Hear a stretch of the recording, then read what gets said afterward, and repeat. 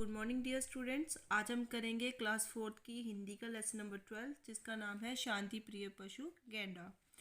इस लेसन में जो है हम गेंडे के बारे में पढ़ेंगे जो कि शांति प्रिय पशु है, यानी कि ये ज़्यादा झुंड में रहना नहीं पसंद करता, ना ही ये किसी जानवर का शिकार करता है। तो हम ये लेसन शुरू करते हैं। गेंडा घास फूस, जंगली वनस्पतियाँ, कंदमूल तथा सभी प्रकार की फसलें आदि खाने वाला स्तनपायी पशु है। जो गेंडा है ये क्या खाता है? जो घास फूस होती है या जंगली जड़ी बूटियाँ होती है ये उनको खाना पसंद करता है। और इसके अलावा ये स्तनपायी पशु है, यानी कि स्तनपायी पशु वो होते हैं जो दूध पिलाने वाले पशु होते हैं। ठीक है, तो ये उनमें आ जाता है। ये घने वनों में पानी के किनारे कीचड़ में रहना पसंद करता है। गर्मी के दिनों में गेंडा कई कई घंटे कीचड़ में पड़ा रहता है। जो गेंडा है जो घने जंगलों में जो कीचड़ होता है ये उसमें रहना पसंद करता है, और ये अपना काफ़ी समय जो है कई कई घंटे जो ये है कीचड़ में ही गुजारता है। इसके शरीर पर लगा हुआ कीचड़ बाहर निकलने पर कुछ देर बाद सूख जाता है। जो इसके शरीर में जो कीचड़ लगा होता है जब ये बाहर निकलता है तो उसके कुछ समय के बाद वो कीचड़ जो है वो सूख जाता है। इससे इसके शरीर पर मिट्टी की एक परत सी जम जाती है जो मच्छर, मक्खियों तथा इसी प्रकार के अन्य कीड़े मकोड़ों से इसकी रक्षा करती है। तो इसके जब ये मिट्टी सूख जाती है उसके बाद क्या होता है, इससे इसके शरीर पे एक मोटी सी परत आ जाती है। ठीक है, जिससे ये मच्छर, मक्खियाँ और इसी तरह के जो कीड़े मकोड़े हैं उससे इसको बचा कर रखती है।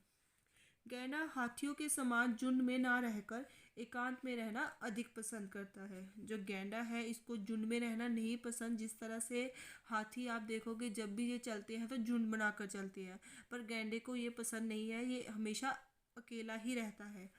ये सामान्यतः शांति प्रिय होता है तथा किसी पर हमला नहीं करता। ये जो है ये शांति प्रिय होता है, ये किसी भी जानवर या इंसान पर हमला नहीं करता। अन्य वन्य प्राणी भी गेंडे का विशाल शक्तिशाली शरीर तथा भयानक शक्ल देखकर इसे दूर ही रहना पसंद करते हैं। और भी जंगल के जो जितने भी प्राणी हैं, जितने भी जीव जंतु हैं, वो इसका बड़ा सा शरीर देखकर और इसकी जो भयानक सी शक्ल है उसको देखकर इससे दूर ही रहते हैं, इस पे हमला करने की कोशिश नहीं करते।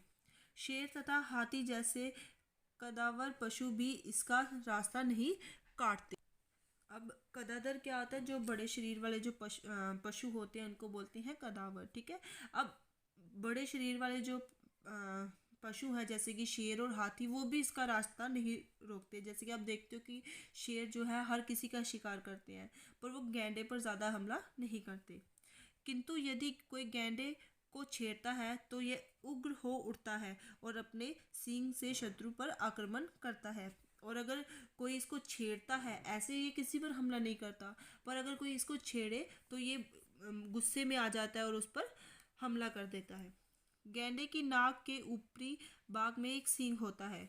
कुछ प्रजातियों के गेंडे की नाक पर दो सींग भी होते हैं जो एक दूसरे के आगे पीछे होते हैं। अब जो गेंडा है इसकी नाक के ऊपर के हिस्से में आप देखोगे तो इस सींग होता है। जैसे कि देखो ये पिक्चर में बताया है, इसकी नाक के ऊपर के हिस्से में एक सींग होता है, पर कई गेंडे की प्रजातियां ऐसी भी होती हैं जिसके दो सींग होते हैं।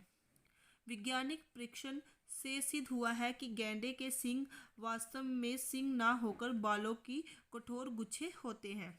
तो अब जो वैज्ञानिक हैं उन्होंने काफ़ी सारे परीक्षण किए, उसके बाद ये साबित हुआ है कि जो गेंडे का सींग है वो सींग नहीं होता। जैसे हम देखते हैं कि कई पशुओं के सींग देखते हैं, ये उनकी तरह नहीं होते, ये एक बालों का गुच्छा बना होता है जो कि सख्त होकर सींग की तरह लगता है। कभी कभी आत्मरक्षण के लिए सिंह या हाथी से लड़ते समय इसके सींग टूट जाते हैं। कभी कभी बाहर के क्षेत्र के गेंडे से भी इसकी लड़ाई होती है, इससे भी इसके सींग टूट जाते हैं। तो अपने बचाव के लिए आत्मरक्षक क्या होता है? अपने बचाव के लिए। ठीक है, अपने बचाव के लिए अपने आप को बचाते बचाते कई बार ये हाथी या शेर से लड़ता है, उस समय इसका सींग टूट जाता है। और कई बार क्या होता है, जब कोई बाहर का कोई गेंडा इसके क्षेत्र में आ जाता है तो तब भी उससे लड़ते समय इसका सींग जो है टूट जाता है। गेंडे के सींग टूटने के बाद एक वर्ष के भीतर पुनः निकल आते हैं। और जब इसका सींग टूटता है उसके 1 साल के अंदर ही इसका जो सींग है वो दोबारा निकल आता है। गैंडा अपने विलक्षण स्वरूप एवं आकार के कारण सदैव हमारे आकर्षण का केंद्र रहा है। यह मूलतः वर्ष वनों तथा मानसून वनों का प्राणी है। जो गैंडा है ये अपने बड़े जो इसका शरीर है, आकार है, उसके कारण ये हमेशा हर किसी को अपनी तरफ आकर्षित करता है। ठीक है, और ये जो वर्ष वन और मानसून वन होते हैं उसका प्राणी है। गैंडा अफ्रीका के घने जंगलों, भारत एवं दक्षिण पूर्व एशिया तथा मालयाई समुद्रा आदि द्वीपों में पाया जाता है। ठीक है, जो गैंडा है ये जो अफ्रीका के जंगल है वहाँ पे पाया जाता है। जो भारत का दक्षिण पूर्व एशिया जो हिस्सा है वहाँ पे ये पाया जाता है। विश्व में गैंडे की 5 उप प्रजातियाँ पाई जाती हैं। पूरे देश में जो है गैंडे की 5 प्रजातियाँ हैं। ठीक है, इसमें सबसे विशालकाय अफ्रीका का चौकोर जबड़े वाला गैंडा है। और सबसे जो ऊपर जो सबसे पहले जो आ जाता है गैंडा वो है ये अफ्रीका में बहुत ही बड़ा चौकोर जबड़े वाला, जो हम जो मतलब कि जिसको बोलते हैं चौकोर हो गया, जो जिसके 4 कोने होते हैं। ठीक है, तो वो उस चौकोर जबड़े वाला जो गैंडा है ये अफ्रीका में पाया जाता है। इस प्रजाति के नर गैंडे की ऊंचाई लगभग 1.25 मीटर तथा वजन 3 टन से भी अधिक होता है। जो ये प्रजाति है, इस प्रजाति का जो नर यानी कि जो मेल गैंडा होता है उसकी ऊंचाई जो है वो 1.25 मीटर होती है और उसका जो वेट है वो 3 टन से भी ज़्यादा होता है। ये अफ्रीका के घने जंगलों से लेकर सहारा के रेगिस्तानी भागों तक में पाया जाता है। और ये जो गैंडा है ये अफ्रीका के जो जंगल है वहाँ पे भी पाए जाते हैं, और अगर वहाँ से लेकर ये जो रेगिस्तान के हिस्से हैं वहाँ पे भी इसकी प्रजाति पाई जाती है। गैंडे की दूसरी प्रजाति काला गैंडा है। ठीक है, जो हमने पहले पढ़ा वो एक प्रजाति आ गई गैंडे की। ठीक है, अब दूसरी जो प्रजाति है वो कौन सी है? काला गैंडा। ये चौकोर जबड़े वाले गैंडे से छोटा होता है तथा इसके 2 सींग होते हैं। जो काला गैंडा है ये जो हमने पीछे पढ़ा चौकोर जबड़े वाला, उससे ये छोटा होता है और इसके 2 सींग होते हैं। इसकी ऊंचाई 1.5 मीटर तथा वजन लगभग 2.5 टन होता है। और इसकी ऊंचाई कितनी होती है? 1.5 मीटर, और इसका जो वजन है वो 2.5 टन होता है। यह संपूर्ण अफ्रीका में पाया जाता है और ये पूरे अफ्रीका में आप कहीं भी देखेंगे तो इसकी प्रजाति आपको मिलेगी।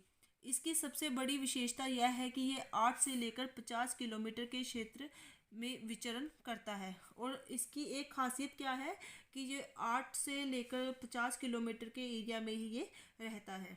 भोजन की आवश्यकता तथा मौसम के अनुसार ये सीमा बदलती रहती है, और जब इसको मतलब अगर एक जगह भोजन नहीं मिलता है तो फिर कहीं और दूसरी जगह चला जाएगा, और अगर मौसम के हिसाब से भी ये अपनी जो जगह है वो बदलता है।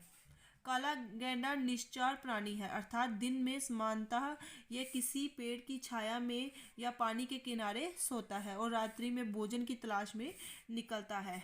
जो ये गैंडा है, काला गैंडा है, इसकी क्या एक खासियत ये भी है कि ये दिन के समय जो है कोई पानी के किनारे या पेड़ के नीचे सोया रहता है और रात को ये अपने खाने की तलाश में बाहर निकलता है। इससे बदली हुई परिस्थितियों के अनुसार अपने को बदलने की अद्भुत क्षमता होती है। और इसमें क्या है कि जिस हिसाब से परिस्थिति होगी, सिचुएशन जिस हिसाब से होगी, उसी हिसाब से ये अपने आप को बदल लेता है। काला गैंडा मैदानी क्षेत्र का प्राणी होते हुए भी लगभग 2000 मीटर ऊंचे पर्वतीय वनों में सरलता भी से रह लेता है। कहते हैं कि ये मैदानी एरिया का पशु है, पर उसके बावजूद भी ये 2000 मीटर की ऊंचाई का कोई भी पर्वत होगा ये वहाँ पे भी आराम से रह सकता है। तो बच्चों, आज ये लेसन हम यहीं तक पढ़ेंगे। उम्मीद करती हूँ आपको समझ में आया हो। धन्यवाद।